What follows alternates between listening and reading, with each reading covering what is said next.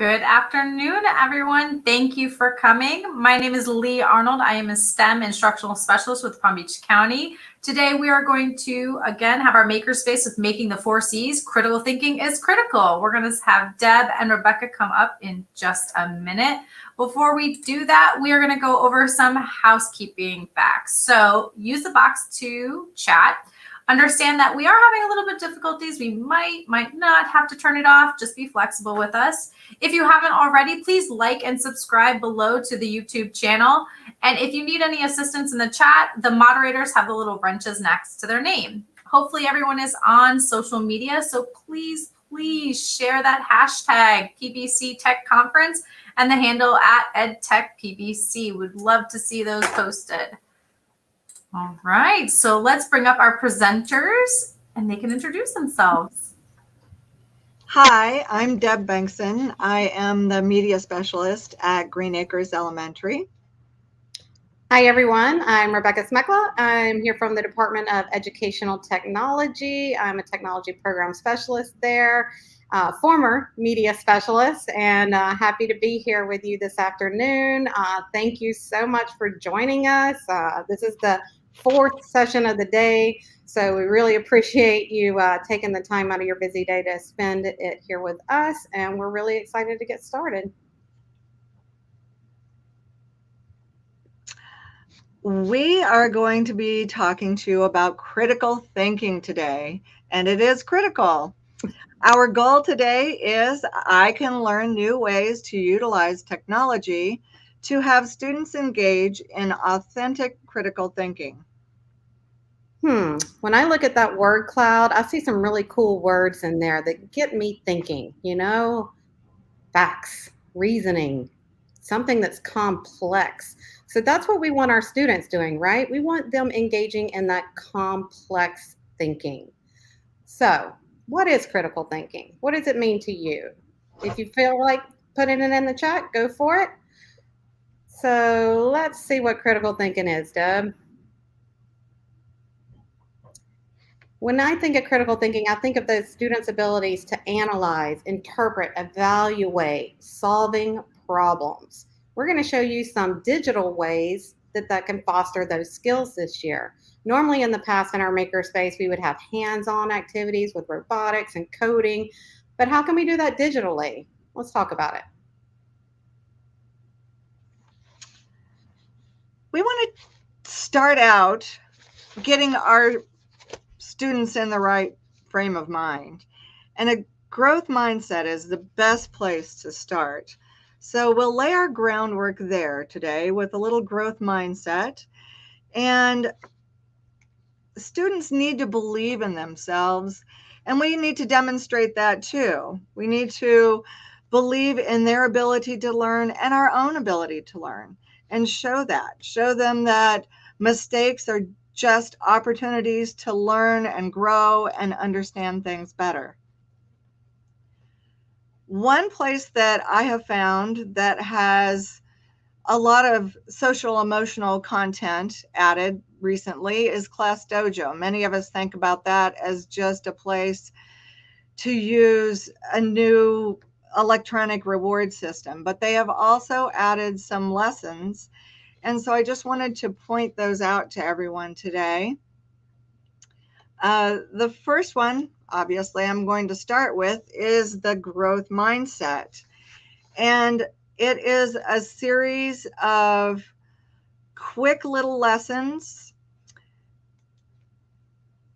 The first one starts out, the brain is like a muscle. And they start with a quick little video for the students to watch. They have discussion guides that you can use with the students. Sorry, my computer's a little slow right now. So I think I might skip that, but they have discussion guides, some questions you can use to talk to the students about as they're watching the video or after they've watched the video.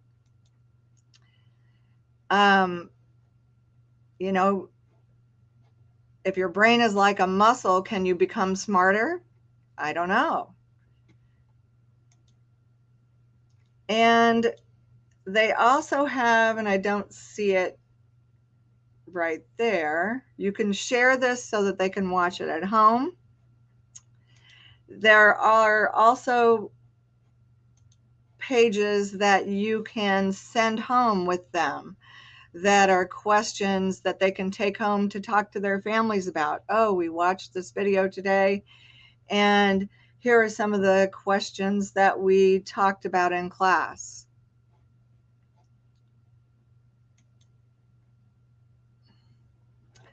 I'm going to turn it back over to Rebecca for a little bit of growth mindset for the older kids. Thank you, Dad. Appreciate that. So yeah, let me go ahead and share my screen. And I want to talk to you about that growth mindset, right? So as Deb was saying, Class Dojo is geared a little bit more towards our elementary kids. So we want to say, what can we do for our secondary? How can we engage them with creating that growth mindset, right? So this lesson is really awesome because it has your students creating a vision board. And they can do this with whatever technology tool they feel comfortable with. Google Slides, Google Docs, Google Drawings. You can use Book Creator, any type of thing that you want. But this lesson came to us from an actual teacher. So I'm going to pop into that lesson. And what I really love about the Chromebook App Hub is that these lessons are created from teachers around the world, and they put them forth to Google, and Google vets them. And so typically a lot of times it'll deal with app smashing. They give you an overview, some tips for success. What I really love about each one of these lessons is that there's always some differentiated instruction strategies. So we have a strategy for our English language learners. We have strategies for our special accommodations. And in each one of these lessons, they have resources to get you started. So there's a screenshot of Naomi's, and here is an action plan to help you get started with the SMART goals. You think, wow, that's pretty cool, right? Are there more of those? Yes, there are. So if we click back into the ideas, this puts us right in our home central. So it has different filters that you can use. So you can look, are you looking for something that deals with communication? Are you looking for something for literacy? Are you looking for a science lesson? And you can also go by your subject. So if you teach computer science, this is a great place for you to go to get lessons that are going to engage your students in critical thinking. And there's an age range. If you teach primary, there are lessons for you as well, intermediate and our secondary. And also we have learning goals. So you can just filter specifically by, okay, asking questions and defining problems. So I can do storytelling, I can simulate a Twitter chat, doing all of these types of activities that are get your students engaged, get them thinking, get them using multiple applications to show their learning. And vision boards is just one of my favorites because you can do this multiple times throughout the school year, right? Maybe when you start a unit, what is your, vision for how you're going to learn in this unit? So it's just a great way to visualize what your goals are. And I think our students really, really enjoy showing what they want, right? Instead of just talking about it. So let me pop back into my slides. And the next hub that I want to talk to you about, if you haven't heard about it, is Google's Amplified Digital Skills. So this is a great graphic by Matt Miller. He's the guy who does Ditch That Textbook. If you haven't followed him, follow him on Twitter. He's really cool. But when he created this graphic, they only had 20 interactive digital lessons. Now they have over 150. And the great thing about the digital skills platform is that students typically will walk away with a project that they can use in the future, like a resume or a budget plan. There's all kinds of fun things to do. Again, you can filter by audience, digital tool, topic. This one connects directly with your Google Classroom. So it makes it really functional. If you're already using Google Classroom, you can assign these projects based right inside of that.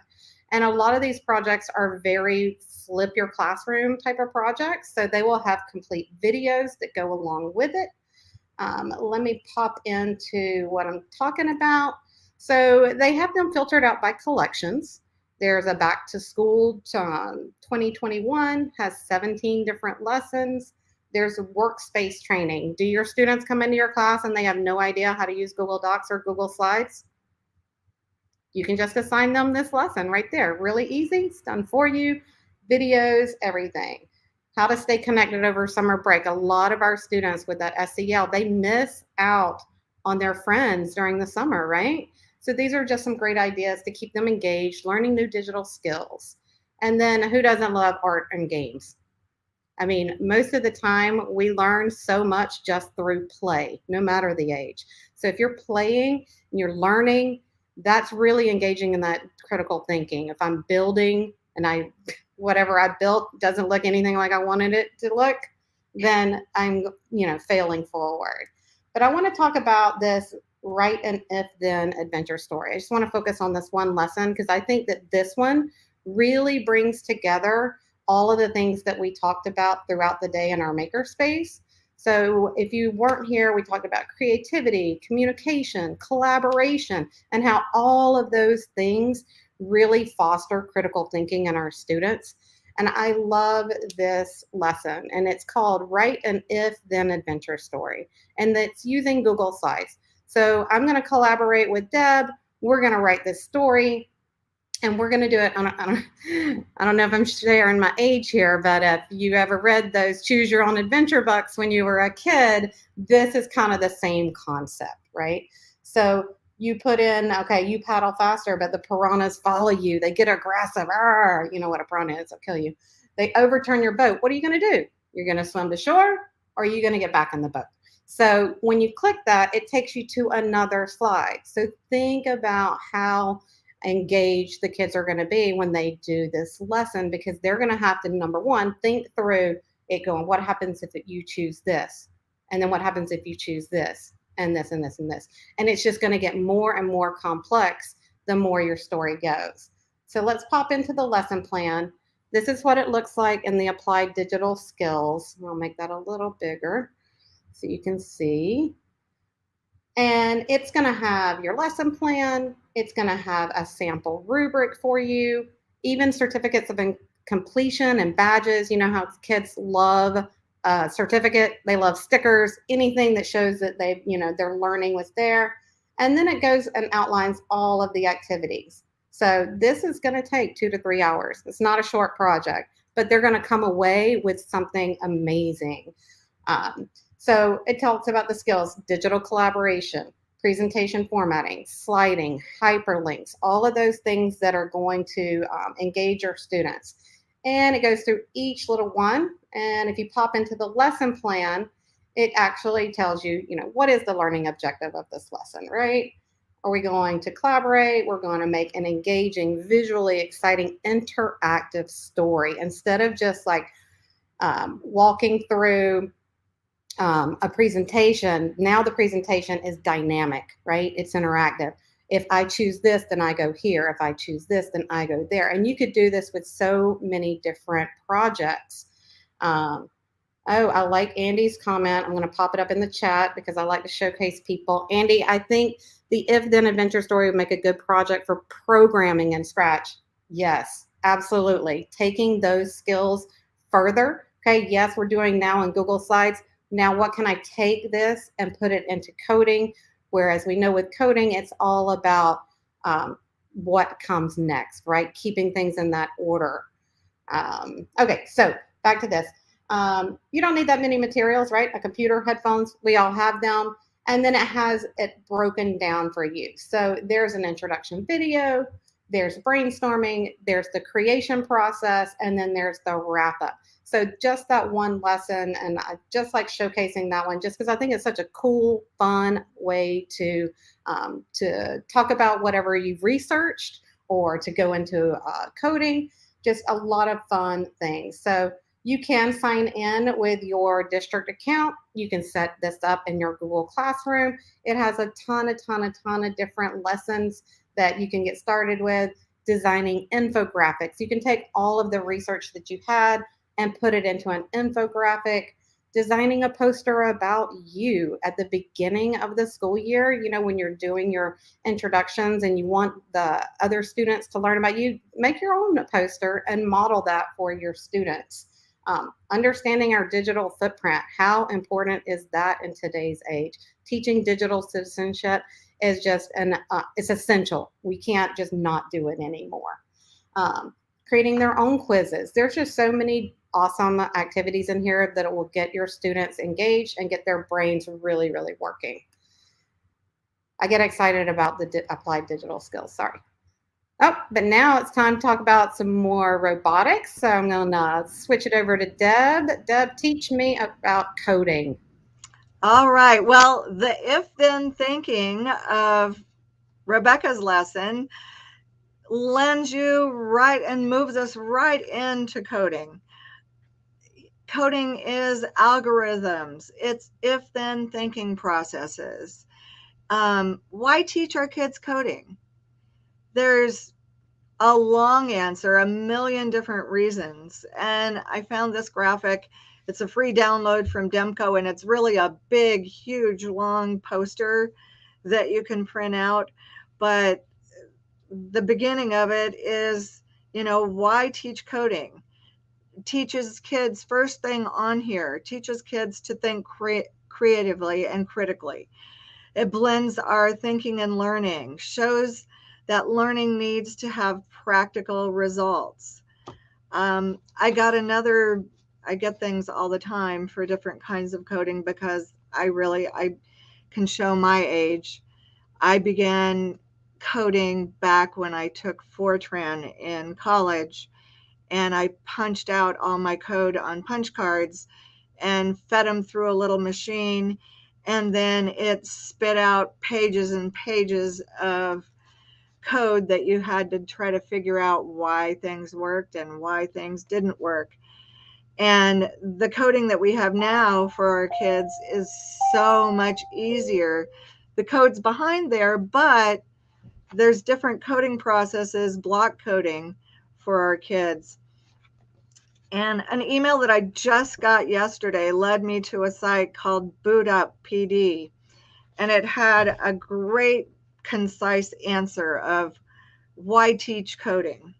Teaching students computer science from an early age helps them build logical and analytical skills that can be applied to academics and beyond. Studies show that students learning to code from an early age perform better in critical thinking and increase their test scores in reading, writing, math, and science. Not only does it build their confidence, but it allows students to embrace the beauty of their mistakes. And I certainly remember that in my early coding days. When I would get really stuck, I would go because everything was in a lab, I'd go to the garbage can and look for somebody else's mistakes that they threw away to try to fix my mistakes. Because maybe something that they did right, I was doing wrong. These skills can translate into opportunities for the future and have a lasting effect on our world. And I know later on, as we get closer to December, then the ed tech department will probably have a whole workshop just on Hour of Code. But I wanted to talk about Hour of Code a little bit today because it's what really got me started with coding in the school. Hour of Code exposes our students to so many different possibilities. Someone mentioned Scratch earlier, that Rebecca's lesson would be great to code in Scratch. There are Scratch lessons here.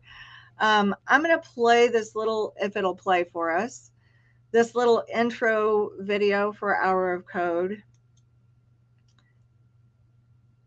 I'm going to pop it up if it'll go. Now we're going to press run.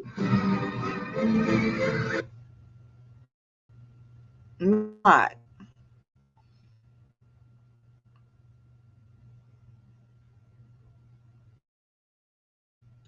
give it a second longer, and I'll give up on it. But I'm gonna go back here.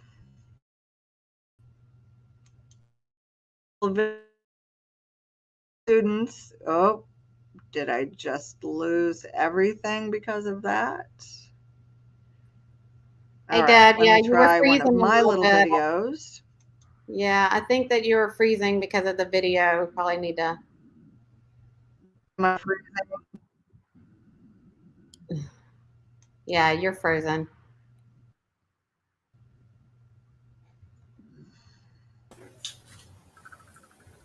To the next page. See if that'll take me out of my loop. Oh, yep. And all right, I'm going to go backwards because I do want to play the videos of my students because it shows how excited they got when they were learning Hour of Code. And the one, well, no, I don't even see my play button, so maybe we won't. This video over here, the kids were so excited. They did the dance party coding, and I believe those are second or third graders. And everybody's got their own headphones on. They're all dancing to the music that they've done their coding. They're coding little characters to do dancing. The one over here was a kindergartner, and he walks his character through every step of what he's coded and talks it through, and then it gets all the way to the end and gets a piece of candy, and he's so excited about that. I'll give these a try because they're a little smaller, but if they don't work, we're going to jump all the way out.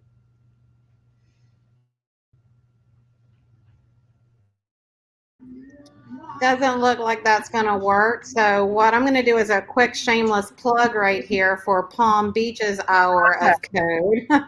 So we are going to be celebrating the Hour of Code this year. And everyone on this chat, I hope you will join us. We really want to highlight you and what your students are doing across the county. So we're still in the process of updating this website from last year. But if you are going to participate in Hour Code this year, we do have a Google form. And if you would like, we would have someone come out to your event, try and get some footage so we can celebrate what your students are learning this year. So shameless plug while Deb's slides are getting preloaded. We hope you will join us December 6th through the 12th for the Hour of Code this year.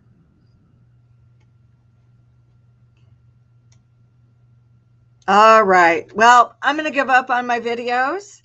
This is the page where you would go, hourofcode.com. You can sign up, and you see they've got a map already worldwide. The United States is pretty full, but there are people all over the world. This site translates into 45 different languages. It's great for my school and your school because 95% of my kids are not English speakers as their original language. And so I can quickly show them how to get onto another language. You can sign up to participate in the Hour of Code. There are materials here for you as an educator so that you can promote it. I'm not going to go into all of that right now. I just want to show you some of the activities. Maybe. I loaded this page. Here it comes. I hope. I'm having a little bit of a slowness problem this afternoon. I've restarted my computer a couple times, but on this page, it shows there are lessons. You can look at all the lessons. I'll talk while it loads. You can look at all the lessons on the page, but it also breaks it down so that you can direct your students to a specific age group and have them choose a specific age group. My pre-reader group, I usually pick one of the lessons and I demonstrate it and go through it with them. And then I let them log in and do that on their own. I remember the first time I did Hour of Code, and I'm pretty sure that this boy is either in middle school or getting close to high school. Every day they're at the bus area or at the car rider area. We did together because there were a lot fewer choices when I first started this. And we did one that was a Minecraft one. And because it was a little more complicated, I did it for the students because I was a kindergarten class. And I demonstrated, but I let them tell me what I needed to do next. And every day when he was waiting to get picked up by his mom, he would come up to me and said, "Miss Bengston, I just loved the Minecraft thing that you showed us. That was the most amazing thing." And for a year, I listened to him, well, half a year, it was December, to him tell me how awesome that was. So these lessons, I mean, they're little mini lessons, but they give kids a chance to experience some coding and see if it's something that they like. I noticed that this year they have a robotics section. So a lot of the things that we saw in earlier sessions today in the maker area, I clicked on it, I don't think it's going to go. A lot of the things that we saw earlier are highlighted in this robotics and circuits section. There are a lot of maker things and a lot of really hands-on activities that you could do with your kids. The others are more plug and play. They're activities you can do together, but the robotics section are really more hands-on things that I know that the kids love. Oh, one more thing. 2 years, not consecutively, but when you're doing these activities with your kids, post things on Twitter. I won a robot 1 year from iRobot, not even posting anything to them. They were just watching the Hour of Code hashtag. And also from Tinker, I won a drone 1 year for one of the videos that I posted of my kids. So you don't really think about that, but when you're doing these things with your kids, make sure that you're posting them for others to see. And who knows, you could be a winner too. If your kids really enjoy Hour of Code, there is another way that you could go with coding. You could start doing some coding lessons, and there are many different outlets. I just started out with Code Studio, and back in 2016, John Long from the Ed Tech department taught a class for Code Studio and got me started with this. And the kids really love these lessons. It has a teacher dashboard. At the time that I started, you had to painstakingly load all your kids in. Now it's integrated with Google Classroom, so you can load your classes in with Google Classroom. But there are full courses. There are plugged and unplugged lessons, so that if your kids are working on something and you want to give them kind of a brain break, there are activities that are paper and pencil activities or makerspace activities. One of the things that we did in the class that John taught was we made a bracelet with a pipe cleaner and little beads, colored beads, and we coded our name in ones and zeros for our coding language. This one is a graph paper programming activity. Each one of these lessons starts with a video for the kids to watch. I haven't been very successful with my videos, so I don't think I'm going to even try to go there. But you can go here and sign up. This is free. And these are amazing lessons for the kids. We'll see if one of these will load so you can kind of see what the lesson is. But they use all of the popular games and things that they have seen in Hour of Code, then they'll see in these lessons as well. There are full teacher plans for you as well that are aligned to the ISTE standards, which if you're familiar with the ISTE standards, it is the standards for computer science. So you see this one is using Angry Birds. They use Angry Birds. They use Minecraft. There are some with Star Wars coding. There are all sorts of different things. They start out fairly simple. And that was one problem that I had with my kids, because you kind of set them up in a whole course and they want to jump all the way to the end, or they want to jump to just the things that have the games that they like. And then they look at you like, well, I don't understand how to do this.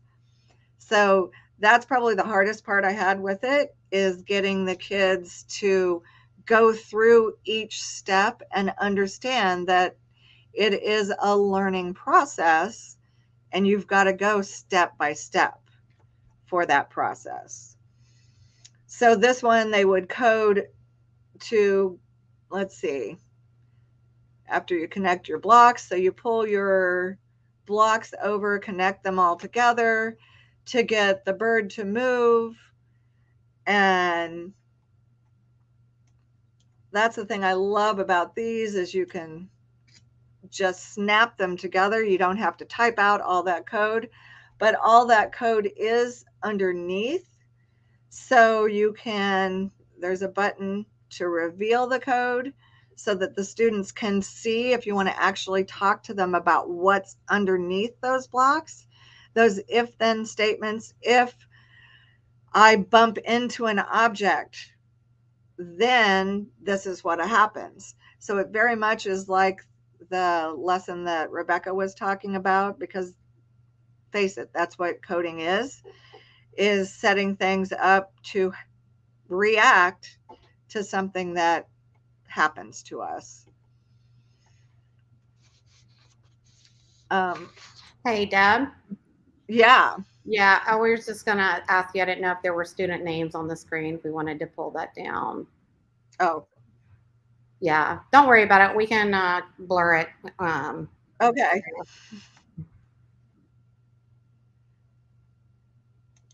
Well, I'm about ready to go back over here anyway. We can see if this loads. If not, I'm going to move on to my next slide. And I've kind of already covered this, the Code Studio. These are the different courses that they offer, and they offer all the way from pre-readers all the way up through high school. So please don't feel like this isn't for everyone. It really is. And if you have younger students that make it all the way through one of these courses, don't hesitate to put them into one of the more difficult courses.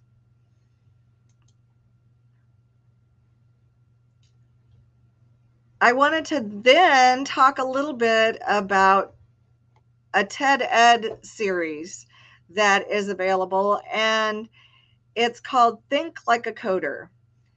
And in this series, it's similar to, whoops, wrong slide. It's similar to the series that they had in Class Dojo, where you watch a video, you think about what you've seen, and they give you some discussion questions to go along with the videos. They also give you some links so that you can dig deeper. And these also are tied back to code.org. And they will take you to the actual teaching portions that are in Code Studio. So that if the students want to learn a little bit of coding that relates to these episodes, then they can go and explore a little bit further on their own. I don't think I would really turn these loose unguided with students. There is a discussion, and looking at the different discussions, some of them are teachers posting things, but some of them are also students. I haven't seen anything objectionable. I don't know if they're moderated or not, but I think it's something that you could do as a class and maybe have groups talk about how they're going to. This one starts out as a prison break, and the girl, with the help of a robot that comes to join her, has to decide how she's going to escape from her prison and save the world. So these really are upper elementary through high school. I've talked to some media specialists in high school and middle school that there's another series that they have that are called riddles. There's a bridge riddle that TED Ed also has that's a similar type of a thing. You stop in the middle for your students to discuss, and then see if they were able to solve it. And then it'll go on when you restart the video to give you the answers. So those are good ways to get your kids thinking more critically and having to think thoughtfully of the process that they're going to have to go through to arrive at a solution, because it is a process.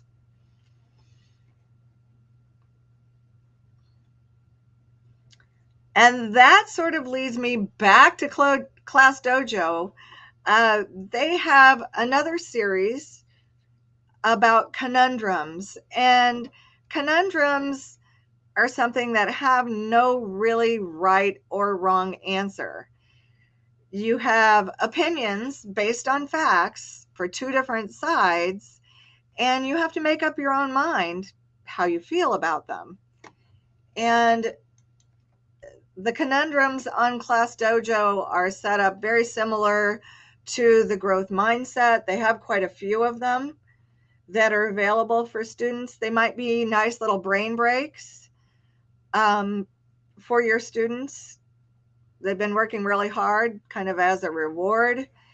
Again, set up in the same format. They watch a video that doesn't really give an answer. And in their discussion groups, they get their collaboration going and kind of for younger kids, start some early debates as to how they might feel about it. There are worksheets that allow them to organize their thoughts, and it's kind of a two-column organizer. And then that's not going to load either for me. Sorry, I'm having a little bit of slowness today. Again, with the Class Dojo, you can share it to the parents so that the families know what you've been working on. There's an activity for the kids to take home and share with their family to try to get their families engaged in talking about some of these ideas. Oh, there it is. It loaded. So I guess in this one, it has, the conundrum is who should name the blue comet. They talk about a comet that's streaking through the sky, and they give points for the scientist, the student, and the astronaut. And the students get to decide for themselves who might be best suited for making that all critical name of the comet. And the others are very similar to this.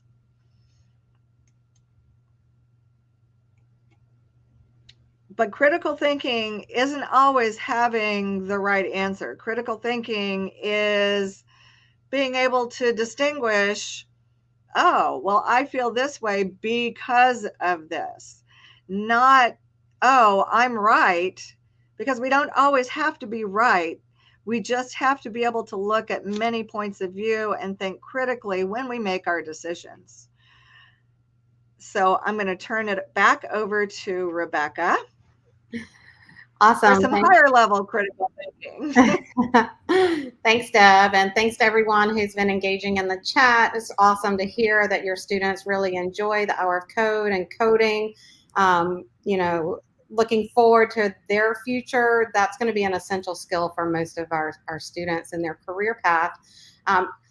Speaking of those conundrums, right? We have a research database that's pretty much really higher upper elementary and middle school called SIRS Discoverer. And then we also have SIRS Researcher for our middle and high school students. If you are in a public school in Palm Beach County, then you will have this tile in your portal. Your students will as well. It is a great reference database. It has full text, hand-selected, highly vetted, all kinds of things from newspapers, magazines, government documents. But the reason that I'm bringing this up is because the conundrums in Class Dojo are really geared more towards our primary and intermediate students. So what do we have for secondary? SIRS Researcher. I loved using this when I was a media specialist because it does show from all kinds of different topics, the leading issues that are in the news, what's popular, what gets students engaged. I always used the student uniform because at my school they had to wear a uniform, and this was a highly debated topic amongst our students. And so inside of SIRS, they give you 2 viewpoints, and both of those viewpoints have validity. And then it goes on to give you specific articles that support your viewpoint.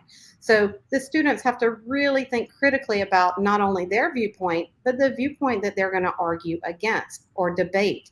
So by looking at both sides of the story, then you can really drill down and figure out what points do I have that are going to be better than this point.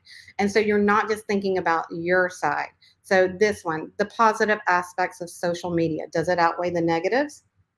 You know, all of our students are on Instagram or TikTok or Snapchat. They're going to be like, yeah, social media is awesome until it's not, right? And then, you see the other side, you know, when shame goes viral. But the upside to your screen time, maybe you get those positive interactions as well. So SIRS Researcher, SIRS Discoverer, they really help our students think critically about the issues that are happening in our news today and popular culture. And I know we're out of time, so I'm not going to go into it further, but I do want to highlight another session that happened previously today. It was during the 3rd session, and that was with 3 of our media specialists in the district, Deb Speck, Allison Moe, and Amy Armbruster, and they really did a deep dive into SIRS.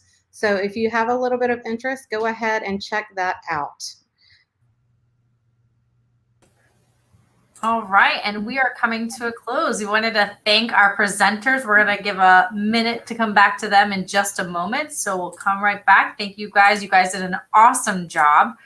Everybody, take a look at our agenda. I know we're reaching the bottom, but we have a phenomenal closing session ahead of us. At 2:45, we're going to get a session from Doug from CDW. It's very intriguing, and we appreciate you guys all being here and staying this long. Please thank our ed tech team for all they have done. And please, if you have promoted on social media, use our handles. We would appreciate it. So one more time, thanking our presenters. We'll bring them back on stage for their last hoorah. Thanks, Lee. You did an awesome job producing. Appreciate you very, very much, and really appreciate all of those who engaged with us in the chat and joined our session. I know it's been a long day for you all, and it's just really awesome to have so many people in the last session. So thank you for making us not talk to ourselves. Yes, and I want to thank Rebecca too, because she originally was not my partner in crime for this session, and she very kindly stepped in to join me, and it was awesome. So thank you all for being here, and thank you, Rebecca, for joining me. My pleasure. Thanks. All right, guys. Bye.